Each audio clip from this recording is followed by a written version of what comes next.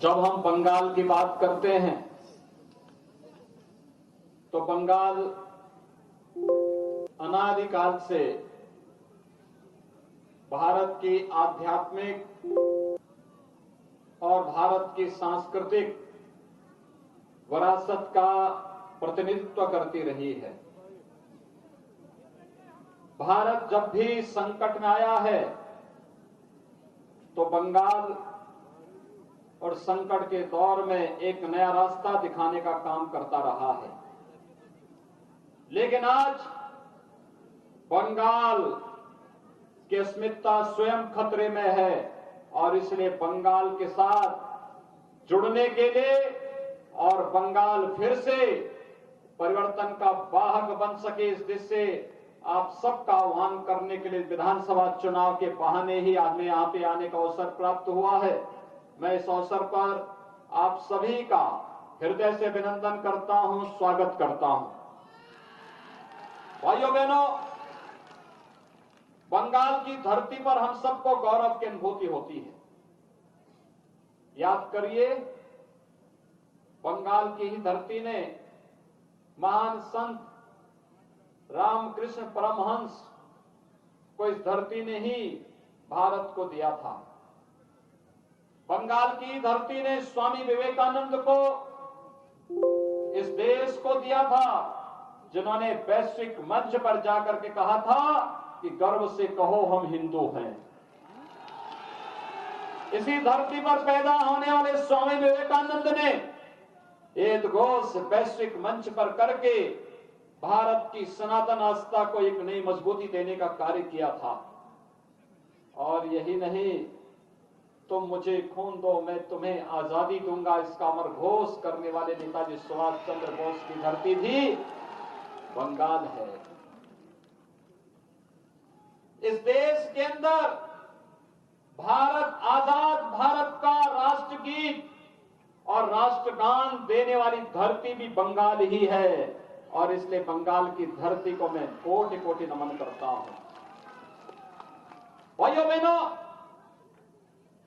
आज बंगाल जो अध्यात्म और सांस्कृतिक राष्ट्रवाद की धरती रही है, आज इस बंगाल की धरती पर ममता दीदी के नेतृत्व में चल रही टीएमसी की सरकार जय श्री राम के बोलने पर प्रतिबंध लगाती है।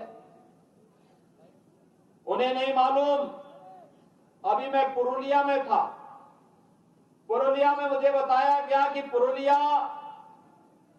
और उसके आसपास के क्षेत्र में जो पहाड़ी है उसका नाम ही अयोध्या हिल है और कहते हैं मर्यादा पुरुषोत्तम भगवान श्री राम माता सीता के साथ एक दिन उस पहाड़ी में रुके थे। ये स्मृतियां हजारों वर्षों के बाद भी हमारे सामने है। इसका मतलब राम को हमारे जीवन से कोई अलग नहीं कर सकता है। जो भी राम से हमें अलग करने का प्रयास करेगा उसे सत्ता से वंचित होना पड़ेगा। और ममता दी ने तय कर लिया है कि अब बंगाल की जनता ने बर्दाश्त नहीं करेगी जब उन्होंने राम का विरोध करना प्रारंभ कर दिया है। वैसे वे पहले भी इस प्रकार का कार्य करती रही है।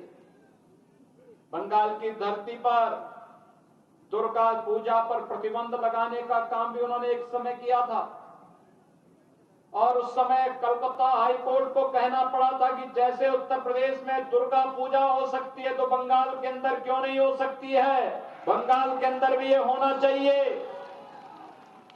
भाइयों बहनों, आज पूरा देश मोदी जी के नेतृत्व में विकास की नई ऊंचाइयों को प्राप्त कर रहा है।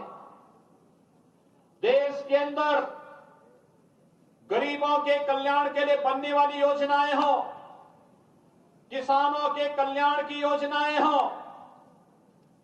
मजदूरों के हितों के लिए योजनाएं हो, युवाओं के कल्याण के लिए बनने वाले कार्यक्रम हो या फिर इंफ्रास्ट्रक्चर डेवलपमेंट के लिए बड़े बड़े कार्य, ये सभी युद्ध स्तर पर चल रहे हैं। कहीं रेलवे लाइन, कहीं हाईवे, कहीं मेट्रो, कहीं पर एम्स, कहीं आईआईएम, कहीं आईआईटी, मेडिकल कॉलेजेस की एक श्रृंखला पूरे देश के अंदर खड़ी हो रही है। और गरीबों के कल्याण के लिए कोरोना कालखंड में आपने देखा होगा, गरीब कल्याण पैकेज देकर के हर गरीब को फ्री में राशन देने का कार्य, फ्री में रसोई गैस सिलेंडर देने का कार्य अगर किसी ने किया, प्रधानमंत्री मोदी जी ने किया। यानी भारत एक नए भारत बनने की ओर अग्रसर है। लेकिन बंगाल में इन योजनाओं का लाभ बंगाल की जनता को, बंगाल में टीएमसी की सरकार नहीं देने देती है। यहां पर गरीब कल्याण के लिए जो पैकेज गरीबों के लिए घोषित होता है, टीएमसी के गुंडे उस पर कब्जा कर लेते हैं। यहां पर आयुष्मान भारत की 5 लाख की स्वास्थ्य बीमा का लाभ यहां के गरीबों को नहीं मिल पाता है, क्योंकि यहां की टीएमसी की सरकार की रुचि गरीबों को अच्छी स्वास्थ्य सुविधा देने में नहीं है।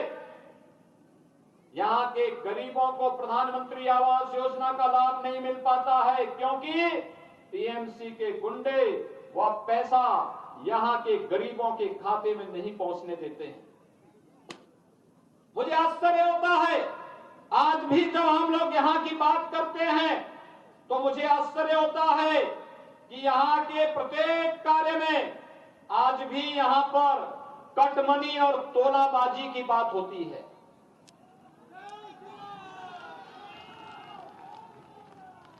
ये तोलाबाजी और कटमनी, ये कांग्रेस, कम्युनिस्ट और टीएमसी तीनों के संस्कार का हिस्सा है।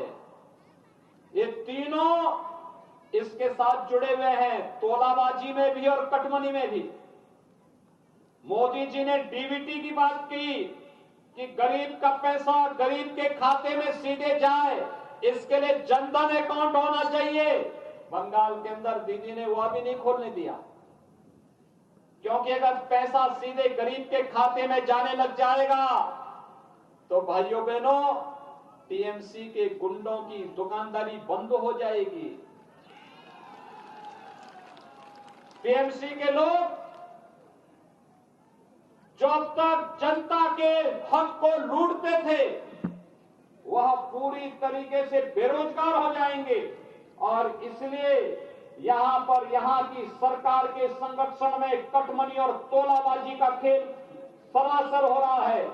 और इसलिए भारतीय जनता पार्टी आज की आवश्यकता है बंगाल में। भाइयों बहनों, बंगाल के अंदर भारतीय जनता पार्टी इसलिए भी आवश्यक है, जहां भी भारतीय जनता पार्टी की राज्य सरकारें हैं, केंद्र और राज्य सरकार मिलकर के डबल इंजन के रूप में कार्य कर रही है। उत्तर प्रदेश के अंदर पिछले 4 वर्ष के अंदर भारतीय जनता पार्टी के नेतृत्व की सरकार है, और 4 वर्ष में भारतीय जनता पार्टी ने उत्तर प्रदेश के अंदर भारतीय जनता पार्टी की सरकार ने 4 वर्ष के दौरान 40 लाख गरीबों को मकान देने का काम किया है। 1 करोड़ 38 लाख गरीब परिवारों को विद्युत का कनेक्शन दिया है।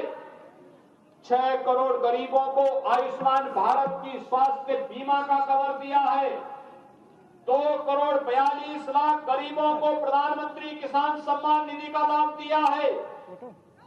4 वर्ष में 30 नए मेडिकल कॉलेज उत्तर प्रदेश के अंदर बन रहे हैं। प्रदेश के अंदर हेल्थ इंफ्रास्ट्रक्चर को इतना मजबूत किया गया है कि आज उत्तर प्रदेश विकास के पैमाने पर दुनिया के सामने, देश के सामने एक नई मजबूती के साथ सामने आया है। यह काम बंगाल के अंदर भी हो सकता था, लेकिन न कांग्रेस ने किया, न कम्युनिस्टों ने किया, और न ही टीएमसी ने किया है। और यह कार्य बंगाल के अंदर भी हो, यही कहने के लिए मैं आया हूं कि भारतीय जनता पार्टी बंगाल की आवश्यकता है, और बंगाल की धरती पर भारतीय जनता पार्टी की सरकार आनी चाहिए। विधानसभा चुनाव में यही हम सबको तय करना है। भाइयों बहनों, हम सब जानते हैं भारतीय जनता पार्टी जो कहती है वो करके दिखाती है।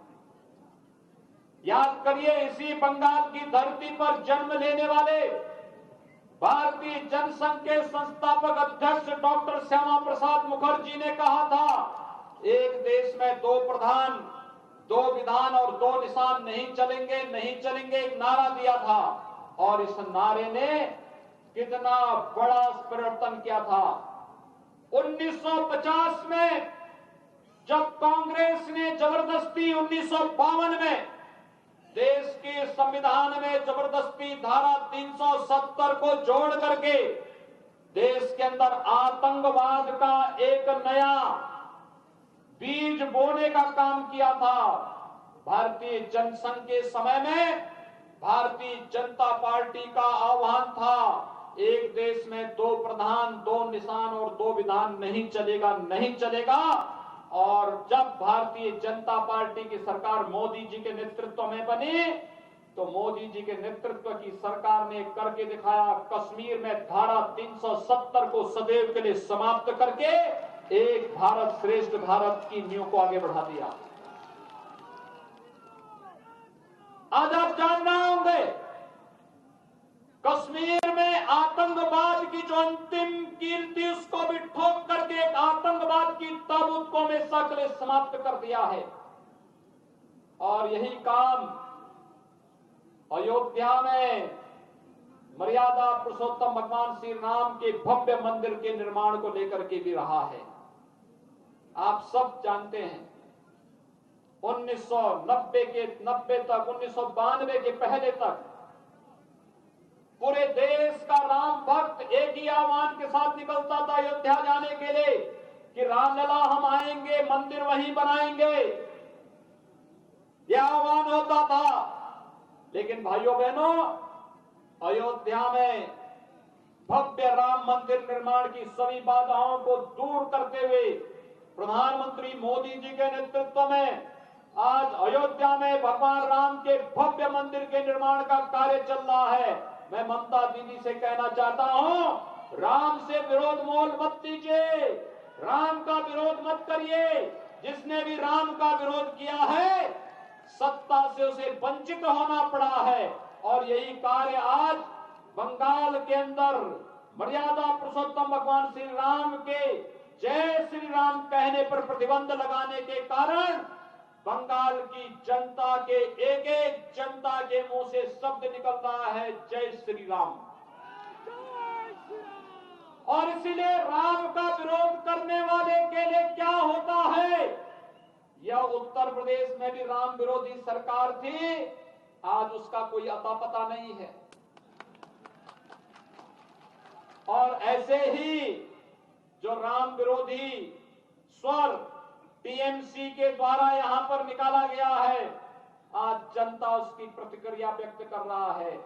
जनता के द्वारा अपने संबोधन में और अपने सामान्य शिष्टाचार में भी जय श्री राम का उद्बोधन करके जो अभिवादन का एक नया कार्य बंगाल ने प्रारंभ किया है। वैसे भी हमारे देश में तो गांव देहात में हम लोग मिलते हैं, राम राम कहते हैं, कोई उद्घोष करते हैं, जय श्री राम कहते हैं, और जब किसी प्रियजन की अंतिम यात्रा निकालते हैं तो राम नाम सत्य है कह करके ही निकालते हैं। राम हमारे श्वास श्वास में रमे हैं। राम से, हमसे अलग राम को कोई नहीं कर सकता। लेकिन बंगाल के अंदर जबरदस्ती राम का विरोध करके यहां की सरकार अपना हिंदुओं की भावनाओं के साथ खिलवाड़ करने का कार्य कर रही है। लेकिन यह कार्य नहीं हो पाएगा। भाइयों बहनों, मैं आप सबका आह्वान करना चाहूंगा, बंगाल टीएमसी के गुंडों से मुक्त होना चाहिए और टीएमसी की गुंडागर्दी बंगाल के अंदर बंद होनी चाहिए।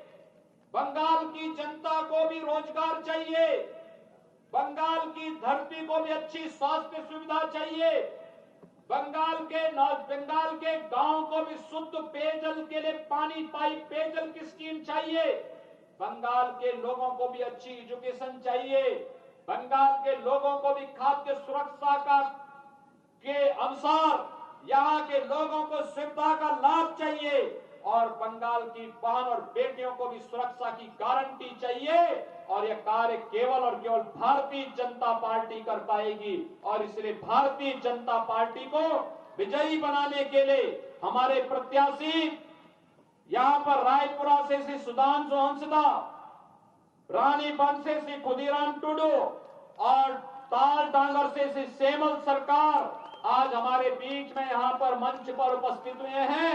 मैं आप सबका आह्वान करूंगा, एक बार मेरे साथ दोनों ओर से माताएं भी अपना आशीर्वाद दें। मेरे साथ दोनों हाथ उठा करके बोलेंगे, दोनों हाथ उठा करके आप मेरे साथ बोलेंगे, जय जय श्री राम, जय जय श्री राम, जय जय श्री राम। कमल चुनाव चिन्ह पर भारतीय जनता पार्टी के प्रत्याशियों को भारी बहुमत से विजय बनाने की अपील करते हुए आप सबको एक बार फिर से होली की मंगलमय शुभकामनाएं आप सबके प्रति व्यक्त करते हुए वाणी को देता हूं विराम। जय जय श्री राम।